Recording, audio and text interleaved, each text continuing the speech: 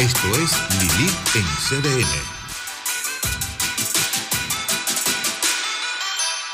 Buenas noches, amigas y amigos, bienvenidos a su espacio, La Casa de Todos, Lilith en CDN. Hoy tenemos, varios temas interesantes. Primero les informo que estamos celebrando el Día Mundial del Urbanismo, el cual promueve la planificación de comunidades urbanas sostenibles. Mucho por trabajar aquí en República Dominicana para nuestra planificación urbana, así es que a los arquitectos urbanistas y demás, a todas las autoridades competentes, que este día, sea una inspiración para continuar mejorando. También, señores, tenemos un contenido bien variadito. Vamos a empezar en este primer bloque, que tengo súper grata compañía, hablando de los traumas de infancia. ¿Cuántos traumas, señores, que uno trae de muchacho y ni se acuerda y después repollan de grande? ¿Y cuánto nos impactan y afectan en el diario vivir y en la proyección futura? Por eso cada día Lili en CDN se ha comprometido en llevar soluciones a estos temas para que usted después pierda el miedo y busque ayuda. Cuando usted se sienta que le pique cerca cualquier tipo de trauma, busque ayuda, porque de eso se trata. La salud mental es una decisión personal. Aquí estoy en compañía de Patricia Liranzo y también de Laura Rivas. Patricia Liranzo aquí a mi derecha y Laura Rivas a mi izquierda, ambas psicólogas clínicas y terapeutas que van a hablar a profundidad del tema traumas de infancia. Vamos a ver la intro que ha preparado Sujei Alvarado.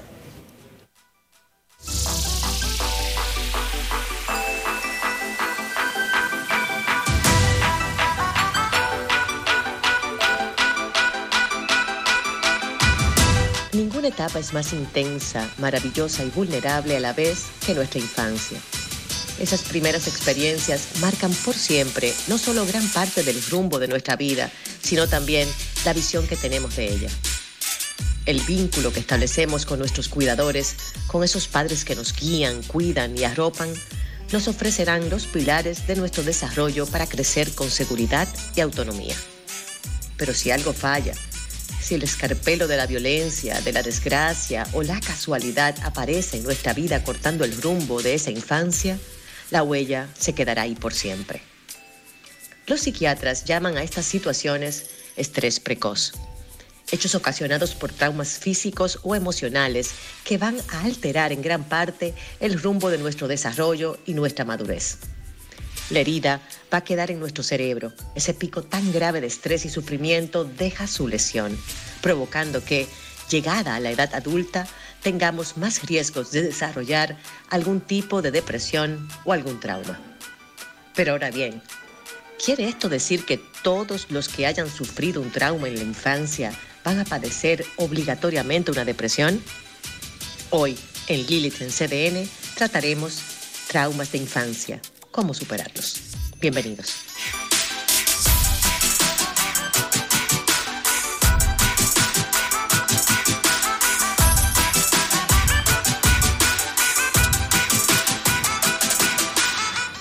Traumas de infancia y cómo superarlos. Qué buena compañía, Patricia Liranzo aquí a mi derecha y Laura Rivas a mi izquierda, que ya ustedes conocen porque es parte de la casa. Vamos a darle la prioridad, ¿te parece, Laura, a Patricia, que es verdaderamente, una gran conocedora por lo que he visto del tema, y qué bueno estar en tan buena compañía. Porque fíjate, Patricia, como comentábamos antes de salir al aire, todos tenemos algún trauma en infancia y lo guardamos ahí. A veces uno dice, óyeme, no me acuerdo, lo borré, lo tapé. Sin embargo, llega un momento en tu vida donde hay algún quiebre y cuando te ves en una situación de dificultad emocional, una depresión, una situación difícil, cualquier tipo de reto, te das cuenta que hay muchas cosas que te vienen del pasado, de la infancia, y que son esos traumas de infancia que uno arrastra sin darse cuenta. Vamos primero a definirlo, Patricia. ¿Qué es lo que es el trauma de infancia? Bueno, el trauma de infancia, como el elemento de patología, es una experiencia o un conjunto de experiencias significativas donde el niño o la niña ha sufrido una situación primero de indefensión, de miedo y de terror en relación a su integridad física o emocional. Tiene que haber la emoción de miedo transversalmente a esa experiencia. Entonces, puede ser un evento único, por ejemplo, como un accidente de un carro, donde la persona tiene el miedo de morir, pero si no ocurre un desenlace fatal, pues se puede recuperar. Al principio la persona vive lo que se llama un estrés agudo, que es asociado a. Si se resuelve bien, entonces ese evento es difícil, pero no necesariamente traumático.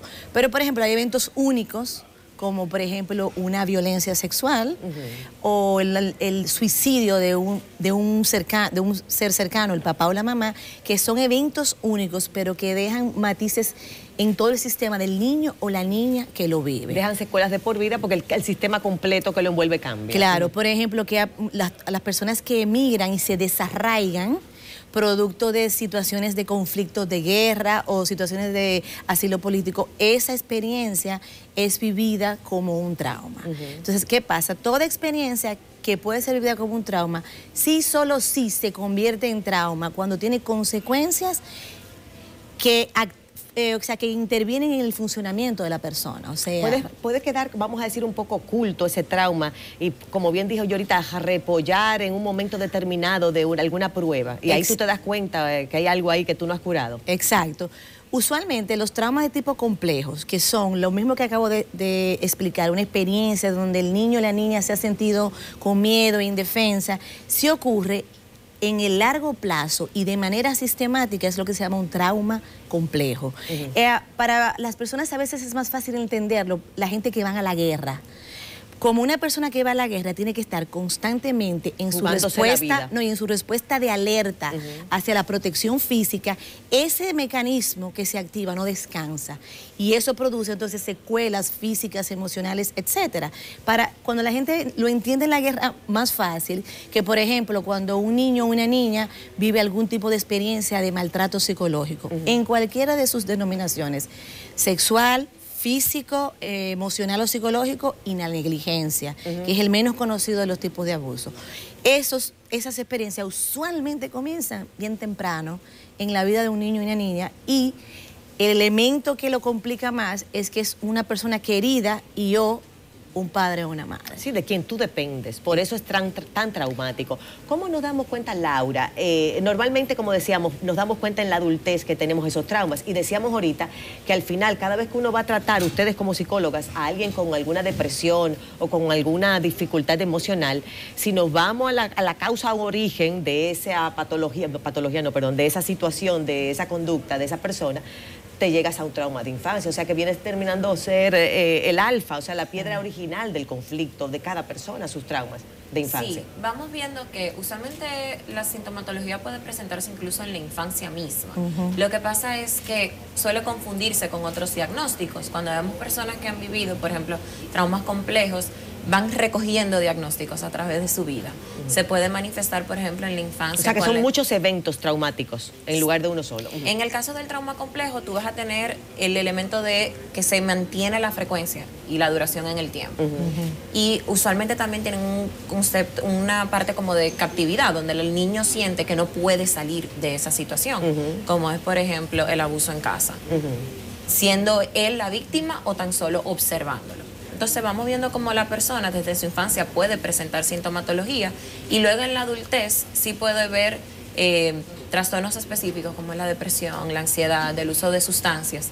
Y cuando vamos viendo que estamos tratando a la persona, pero la persona no parece emitir en síntomas, entonces podemos ya comenzar a sospechar de que puede ser un tema de infancia que, como tú dices, está repollando en su Porque adultez. normalmente esos traumas son tan fuertes que el mecanismo de defensa del niño es tratar de ignorarlo, de olvidarlo, de que no existió, de no recordarlo incluso, ¿cierto, Patricia? Sí, así como tenemos un sistema físico que nos protege, por ejemplo, si yo me paro aquí y me tropiezo y me voy a caer, en automático, instintivamente, yo trato de mi cuerpo moverlo, de meter la mano en mi cara, porque eso es protección. Protegerte. Igualmente el niño o la niña tiene un sistema de defensa que se llaman mecanismos, donde lo preservan de la experiencia no comprendida por su nivel de desarrollo, porque no están formados como adultos, y eso lo protege. Hay dos principales, bueno, hay tres. Es la represión, o sea, yo reprimo y hago que este evento no existió, se coloca en el nivel inconsciente. Lo borro. Exacto, pero eso si fuese un evento único. Cuando es un evento continuo, entonces el niño lo que hace es una escisión o una división. Esto me pasa, pero yo lo divido de mi vida. Mi vida es esta y eso está separado. Y la disociación es lo que le permite al niño Imagínense que un papá golpea a un niño diariamente. ¿Cómo el niño se levanta a desayunar el otro día con su papá y lo lleva al colegio? Porque él hace una disociación. Él sale de ese presente y se mueve en otro lugar, y en el mundo imaginativo del niño o la niña es un poco más fácil para poder subsistir. Pero esas experiencias, Lili, estructuran personalidad. Claro. Entonces, la manera de ser de ese niño, producto de ese trauma, en cierta medida toma otro rumbo que es muy identificable en las relaciones de adultez. Esta persona es una persona que va a tener problemas de confianza o de asegurar que tú no me hagas daño o de no mostrarme vulnerable frente a ti. Porque en el caso del trauma complejo de tipo abuso o violencia doméstica, recuerden que es una estructura de poder. Entonces, cuando la persona en su adultez establece esa estructura de poder, puede asumir ambos roles de manera inconsciente. O repito mi posición de víctima o de abusado de la misma manera o de otras maneras. O soy la víctima o soy el victimario. O me convierto en la persona que es la persona que controla y la persona que es el perpetrador. Claro. Entonces, el caso de violencia ya yo pienso que es bastante específico y tenemos muchos casos de violencia intrafamiliar en el país. Sí. Pero hay otros traumas que son menos identificables y me gustaría que, vamos a decir, abundáramos un poco. ¿Qué situaciones pueden resultar traumáticas para los niños? Porque a veces quizás estamos traumatizando a nuestros hijos con algunas acciones que no nos damos cuenta. Sí, realmente los padres como figuras, deberíamos decirse que nos volvemos fuentes de traumas, como tú dices, sin darnos cuenta. Entre esos está lo que es la no aceptación del niño, o sea, o de quién es esta persona. Siempre me gusta recordarle a los padres que amamos a nuestros hijos, pero no necesariamente son los que nos caen bien porque no se parecen a mí o no es con quien yo me llevo mejor. También tenemos lo que son esas situaciones donde yo te niego tus sentimientos. Muchos padres no tienen ellos mismos lo que es un lenguaje emocional fuerte. Entonces, crece el niño viviendo en un mundo donde las emociones no tienen nombre. No sé qué es lo que está pasando, no logro explicar. Eso se resuelve mucho con lo que es el fondo emocional, que es verbalmente explicarle a los niños qué están sintiendo y de dónde viene. Que yo veo también eso, Laura, tú que lo mencionas, en muchas familias donde los problemas no se hablan de manera abierta. O sea, cada cual como que de alguna manera se queda calladito con la forma de que interpreta la situación o le da trabajo a nivel de familia, vamos a decirlo, hacerlo expreso, de hacerlo público. Es así, vamos viendo cómo las situaciones en casa comienzan como a crecer patitas y comienzan a instalarse en todas las habitaciones del hogar basándose en secreto, porque el secreto va enfermando a todos los miembros de la familia. También tenemos de otra de las cosas que los padres pueden hacer sin darse cuenta, es la parte de yo no permitirle a mi hijo vivir ciertos niveles de estrés. Parecería contraproducente la idea de yo permitir que mi hijo, por ejemplo, salga de su zona de confort. Pero si el niño no comienza a manejar lo que sería estrés, utilizando un término que es conocido por muchas personas, entonces no comienza a crear mecanismos de afrontamiento. Y eso también te puede llevar a un trauma, porque necesitamos como responsabilidades y necesitamos también nosotros poder aprender a manejar las situaciones que la vida nos va a traer. Porque la realidad es que imaginemos la infancia como un avión. Tenemos al niño de piloto, que va a tener todas sus habilidades y destrezas, características personales, al copiloto, que serían los padres o los cuidadores. Luego ya tenemos las herramientas, que son cuáles son esas cosas a mi alrededor que me pueden ayudar. Y luego el ambiente, que es la turbulencia. Entonces, todos tienen que trabajar en conjunto para poder salir de la turbulencia. Así mismo, caramba. Bueno, vamos a una pausa y regresamos de una vez con más de este tema, los traumas de infancia, identificando cómo no traumatizar a nuestros hijos y también identificando esos traumas que venimos arrastrando sin darnos cuenta. Todo el mundo tiene un trauma por ahí escondido, así que esta es la noche de sacarlo a flote y de subsistir, seguir adelante, porque los traumas no pueden con nosotros. Vamos a una pausa y volvemos.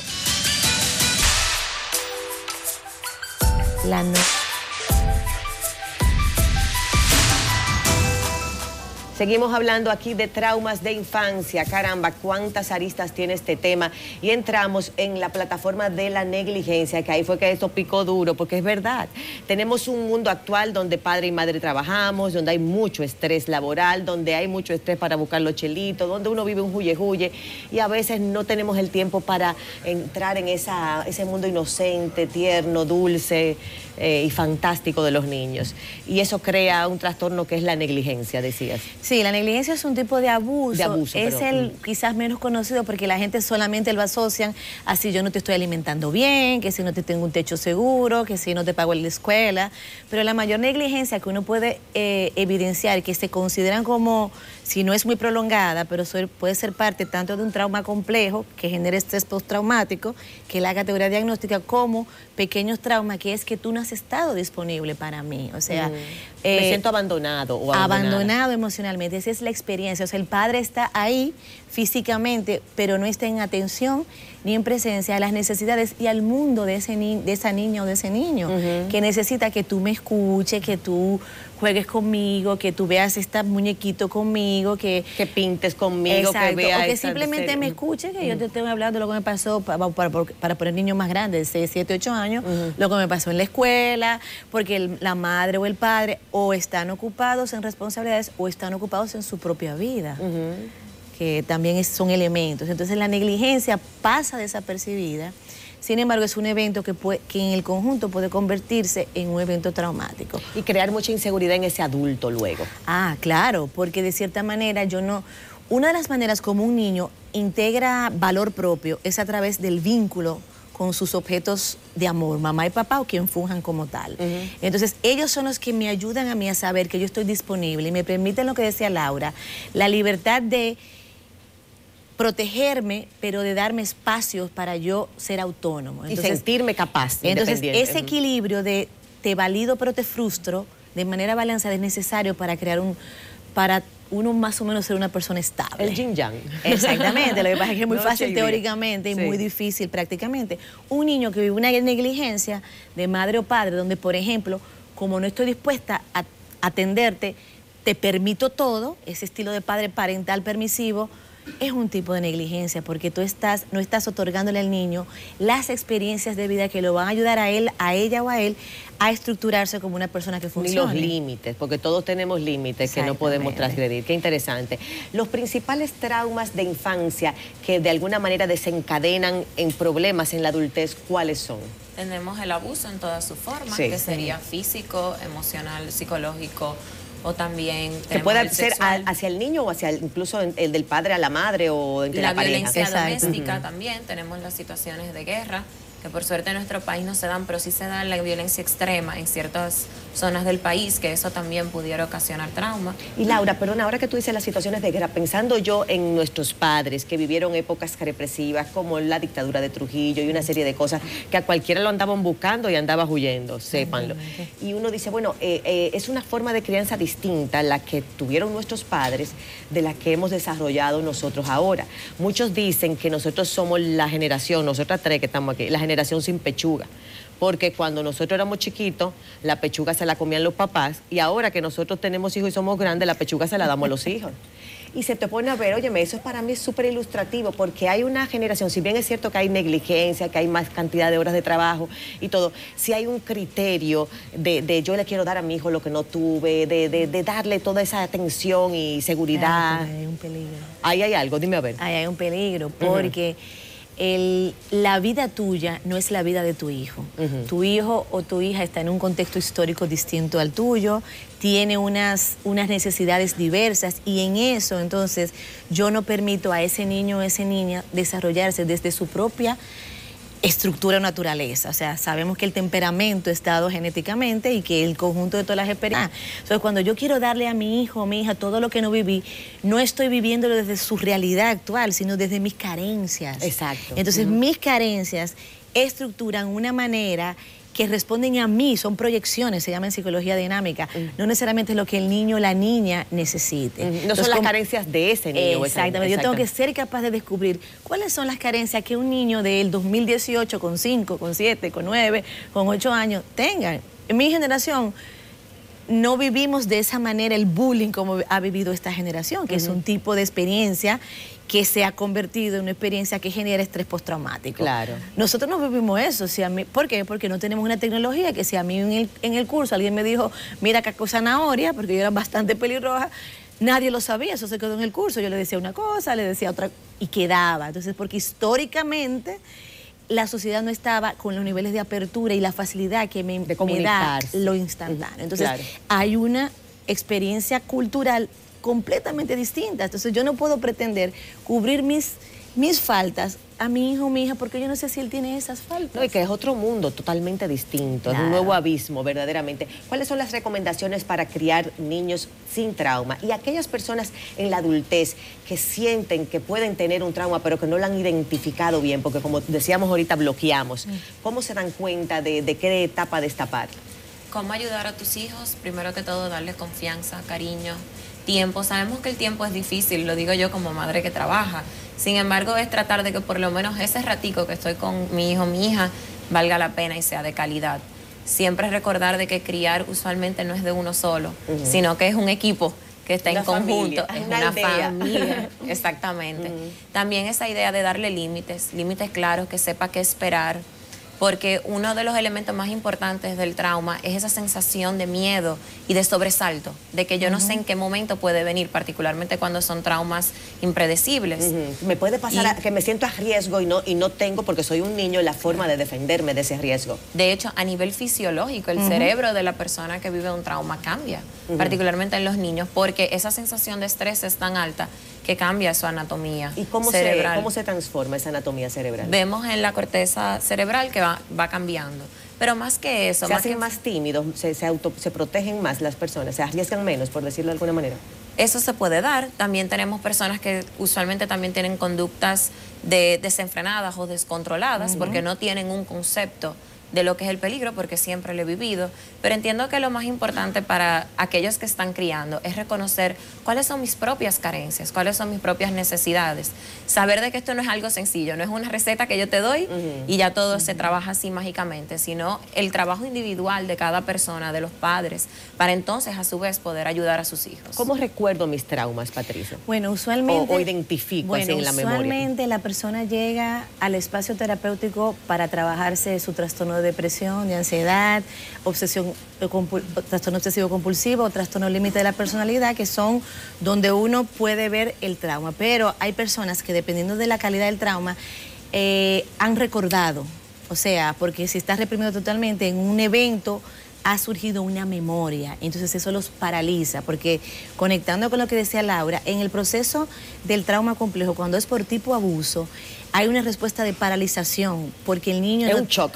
El niño o la niña no tiene la fuerza para luchar con la persona que es un ente de poder. Entonces, esa paralización, tanto a nivel del mecanismo del estrés, porque el trauma se vive más a nivel del lóbulo, del hemisferio derecho, y no se puede procesar, que es lo que activa el hemisferio izquierdo. Entonces, al no poder procesar, a poder nombrar qué fue lo que pasó, verbalizar, entonces esa paralización no solamente a nivel de su cuerpo, sino a nivel de su manifestación. Entonces, la persona puede llegar porque se recordó, o la persona llega porque se acuerda del contenido, me pasó más o menos esto, pero no puede conectar con la emoción asociada a esa experiencia traumática.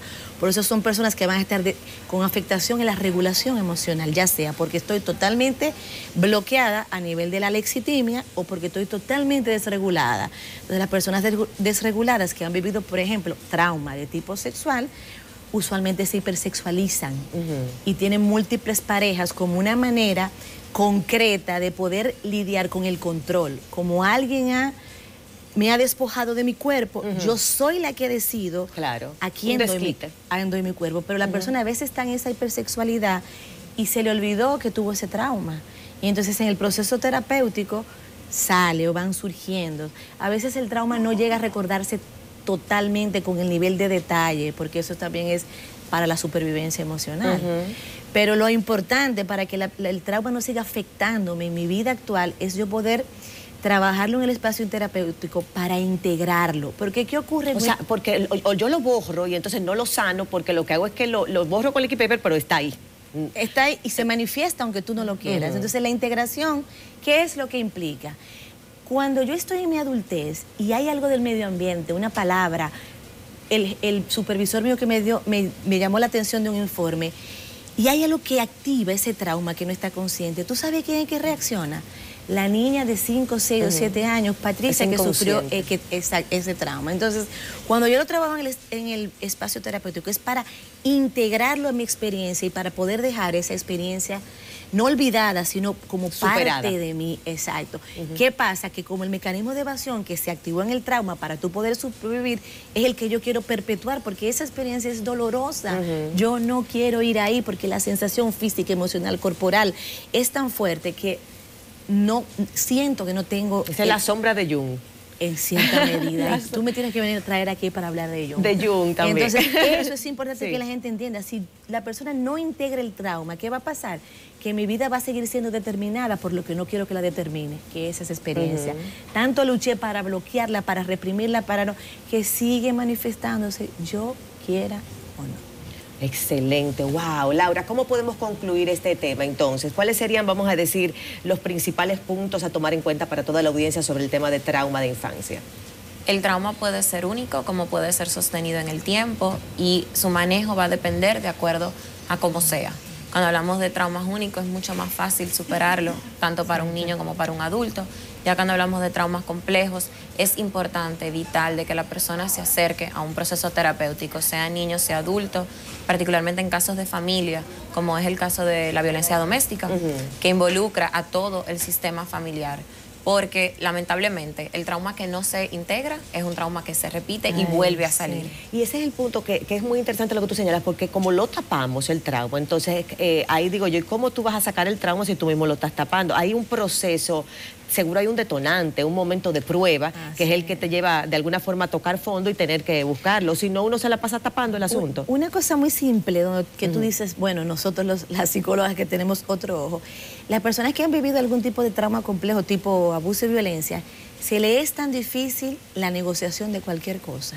Tú quieres ir a comer pizza, yo quiero ir a comer hot dog, y para ti es imposible ceder frente a mí, porque inconscientemente cuando tú cedes, eso activa el que tú te estás imponiendo sobre mí. Eso en el tipo y yo tengo ese mecanismo de defensa de que no quiero imposición fruto de ese trauma de infancia. Cuando los traumas son de evento único, por ejemplo, yo tuve un accidente de vehículo con mi hermana y mi papá bien pequeña, y eso fue bien aparatoso. Obviamente nosotros tuvimos el estrés agudo de eso, pero por ejemplo a mí nunca me dio miedo manejar. Mi hermana manejaba muchísimo, rapidísimo. Después que tuvo hijos se le calmó. Entonces eso es un evento que pudiese haber sido traumático si me hubiera producido unas consecuencias de yo miedo a andar en carro, sentirme temerosa cuando estoy en la calle a altas velocidades. Hay personas que ese evento, si produce una muerte de alguien querido, se convierte entonces en una experiencia traumática. Tú sabes que en una ocasión, yo de estudiante, andaba yo caminando con una amiga que íbamos a una panadería y unos dos muchachos que pasaron en una motocicleta, el de atrás se deslizó con un cuchillito de eso que le dicen punta en mí, ¿qué le dicen? Y me lo puso aquí y me quitó mi cartera, por cierto, no voy a hacer mi carterita nueva, que yo tenía 20 pesos era, ¿oíste? Pero yo le decía, déjeme la cartera y llévese el dinero. El fin es que lo comento porque es impresionante, después de ahí yo no podía oír el sonido de un motor. Claro. Cada vez que yo escuchaba el sonido de un motor, eso era una cosa impresionante. Esas experiencias en mi juventud de que hubiera un motor que me asaltara, esas inseguridades, esas experiencias sociales que estamos viviendo ahora, pueden llegar a ser traumáticas para la persona. Señora, hay personas que la han asaltado 3 y 4 veces a punta de pistola. Ya ese evento, en la conjunción del tiempo, es algo que puede ser para esa persona la sensación de inseguridad y de estar frente al peligro. Recuerden que el miedo, el terror que la gente siente es que esta persona puede matarme. Claro. Hay personas ahora en nuestra actualidad, producto de lo que ha pasado en los últimos 20 años, donde esos eran elementos que hace 20 años no eran traumáticos. Porque no era parte ocurrían, del medio ambiente. O no ocurrían como ocurren ahora. Entonces, yo conozco mucha gente que es en carro público, en su carro, a las 10 de la mañana, y yo digo, pero ¿cómo una persona puede pasarle tantas cosas? Porque, ojo, la mayoría de las personas que viven traumas de tipo complejo tienen muchas experiencias traumáticas, ¿entiendes? O sea, si salí de una, puedo entrar en otra. No vis a vis con el tema, pero si de repente es una persona que no puede hablar por sus derechos, no puede decir que no puede poner un límite.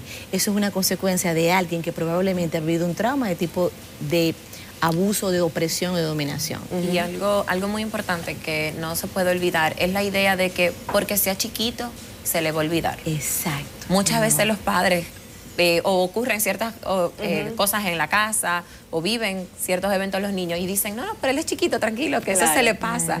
Sin embargo, vamos viendo de que no es así. Esta información se queda dentro de la persona y eventualmente aflorece.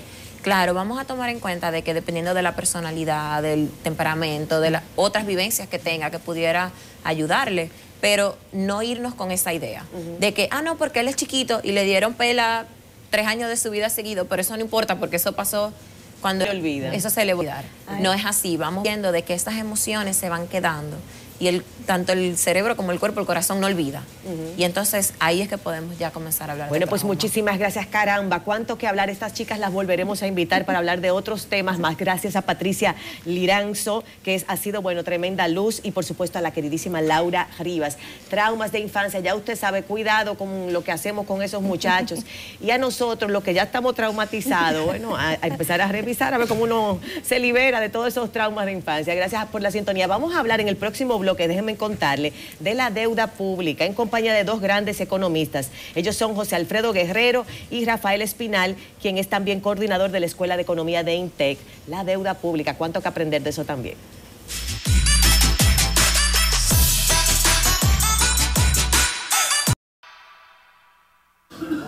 Bueno, y estamos de vuelta aquí en esta su casa, la casa de todos, Lilis en CDN.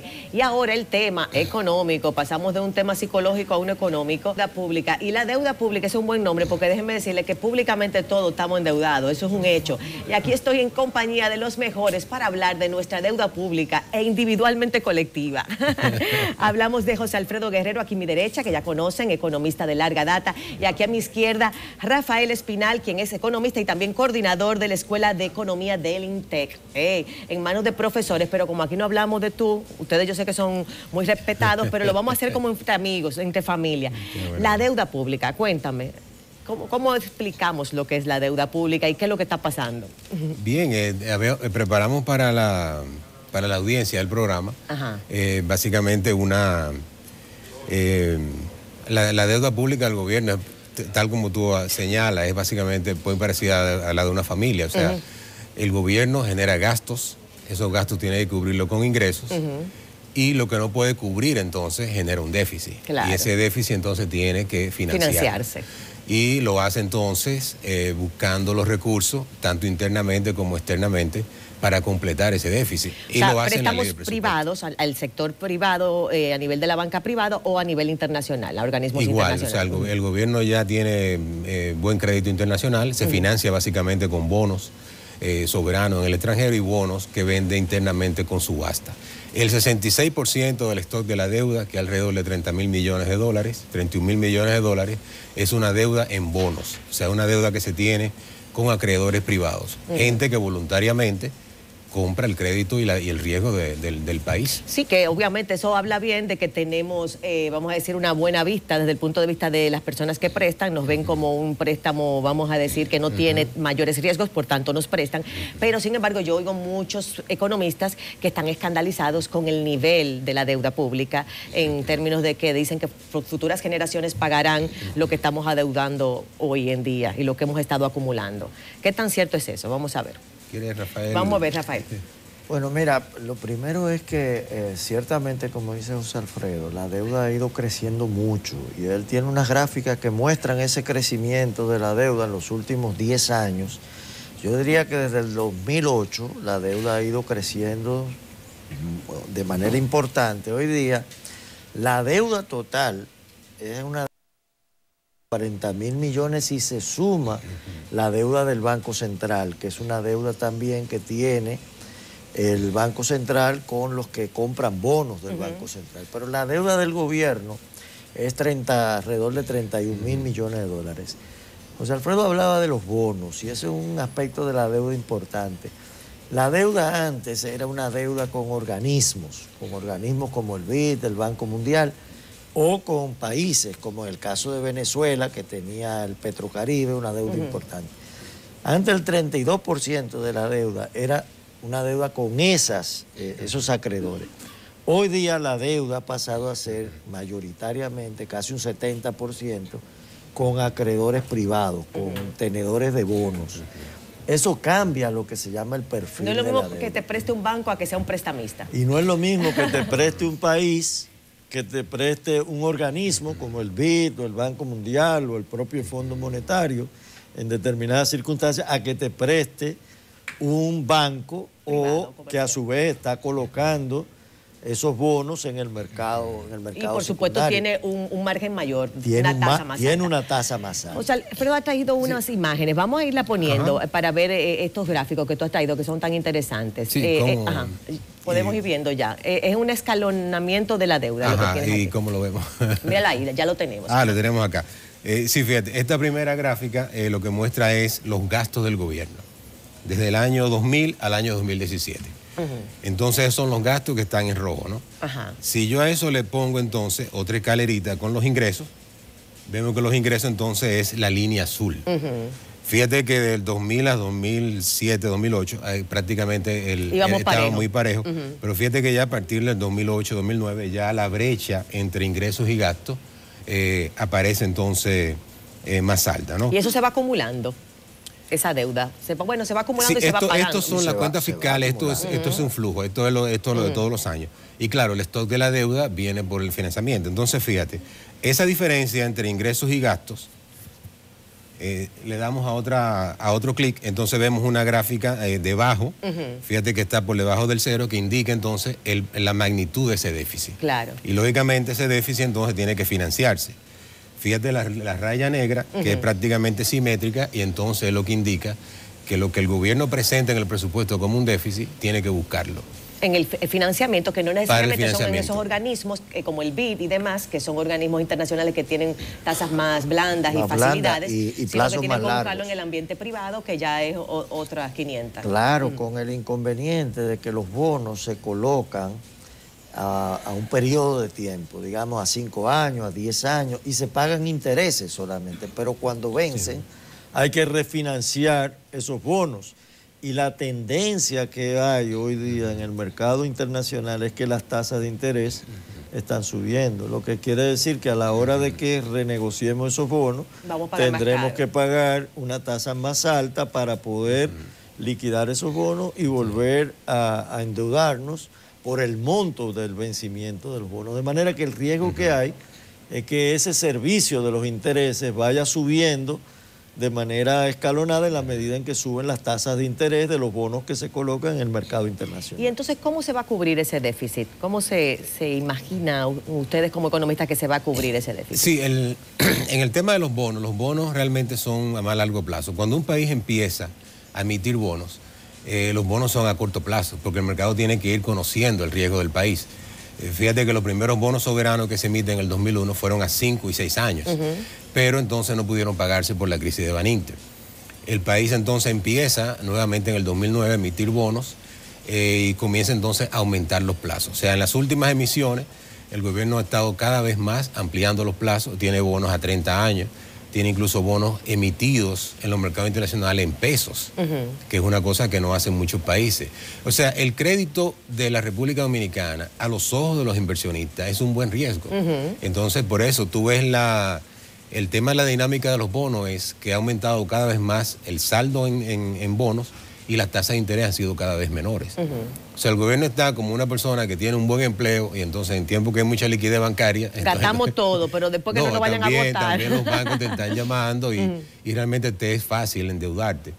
El tema con la deuda es que tienes que, o sea, en el tema de los bonos también, los bonos solo pagan intereses y al final hay que pagar la amortización, pero realmente lo que hacen los gobiernos generalmente es que dentro de su plan de presupuesto y de financiamiento, la parte de amortización siempre la buscan en financiamiento. Tenemos una gráfica aquí que te la puedo mostrar para ponerlo entonces en matemáticas, fíjate. Aquí tenemos el resultado presupuestario del 2017. Los ingresos totales del gobierno fueron 537 mil millones de pesos. ¿Eso es impuestos? Eso es impuestos. Y generales. Y generales. Entonces, los gastos totales, aquí se fue un poquito alto esto, déjame ver. Entonces tenemos los gastos. Los gastos, bueno, vamos a verlo acá. Los gastos totales fueron 624 mil millones. Hay un déficit de 87 mil millones. Claro. Generalmente este país recibe para ese año 2 mil millones de donaciones. El país no recibe muchas donaciones, que es otra cosa que también los países cuando van evolucionando y siendo mejor cuando sujeto se de crédito, económicamente mejor, pierden beneficios te donan de menos. subvenciones. O sea, Haití, por ejemplo, le donan mucho, a República Dominicana no. Entonces, el déficit es 85.000 millones para ese año. El gobierno entonces tiene que financiarlo, como vimos en la gráfica, que es prácticamente simétrico. Pero fíjate que en la parte de recursos externos tenemos la amortización. Ese año de amortización se pagaron 39.000 millones. Entonces lo que hace el gobierno es que en los mercados externos buscó 98.000 millones para pagar 39 y financiar con entonces 58.000 millones en externo y tomar entonces recursos internos por la diferencia, por los 27. Fíjate que cuadran entonces 85 de resultado presupuestario, 85 entonces de financiamiento. Y esto es al 2017, que por ejemplo ya al 2018, ya por ejemplo al día de hoy tenemos 1.000 millones de pesos más en deuda, los 600 de China, los 400 del BID, eso todavía no han entrado. Están anunciados, exacto, eso viene. ¿Qué dice Rafael? Entonces, ¿cuáles son, vamos a decir, los desafíos ante este endeudamiento incrementándose? Obviamente, la parte favorable es que somos un país que se considera un riesgo favorable para el financiamiento, que bueno, se ve que la industria está creciendo, pero al mismo tiempo hay mucha preocupación por las futuras generaciones de cómo van a ir confrontando esa deuda futura y sobre todo ante la posibilidad de aumento de tasas de financiamiento. Sí, mira, hay muchos factores que son preocupantes. Por ejemplo, el pago de intereses cada vez ha ido subiendo en relación con los ingresos presupuestarios. O sea, ahora... El reto es ser más productivos y ganar más dinero, o sea, porque definitivamente necesitamos tener unos ingresos que de alguna manera solapen el nivel de deuda y de gastos que estamos teniendo. El tiempo nos traiciona. Brevemente, ¿cómo cerramos? Bueno, cerramos siguiendo recomendando que racionalicemos ese gasto. No, pero la parte de los bonos, me gustaría puntualizar eso. O sea, los bonos sí realmente financian el presupuesto completo, gasto corriente y todo. El asunto con las multinacionales, como el BID y las multilaterales, es que el monto que hemos tomado en bonos, por ejemplo, es imposible que nos lo den, porque esas instituciones son como las cooperativas, que te prestan hasta tu parte de capital, claro. No van a arriesgar ellos su dinero. Realmente el financiamiento del déficit ha sido básicamente en base a bonos y realmente no tiene un destino específico en inversión y todo. Te financia el presupuesto como tal. Mira, en definitiva, el país se aboca a una reforma tributaria en el futuro. La deuda del gobierno, la base imponible del gobierno, también lo que ven los inversionistas es que es posible para el país, tiene todavía espacio de reforma tributaria, es lo que ven y por eso siguen prestando. Pero realmente hay que ir balanceando las cosas. Ahí estoy contigo. Caramba, así nos despedimos. Qué pena que el tiempo nos traiciona porque cuánto que aprender de la deuda pública. Y sepa usted que ese es el retrato de cualquier familia de República Dominicana. Estamos endeudados y tenemos que ser más productivos y usar mejor esos chelitos. Muchísimas gracias a todos por la sintonía y por supuesto a nuestros grandes economistas, Rafael Espinal aquí a mi izquierda y José Alfredo Guerrero. Muchísimas gracias. Mañana otra vez su cita obligada en Lilith en CDN.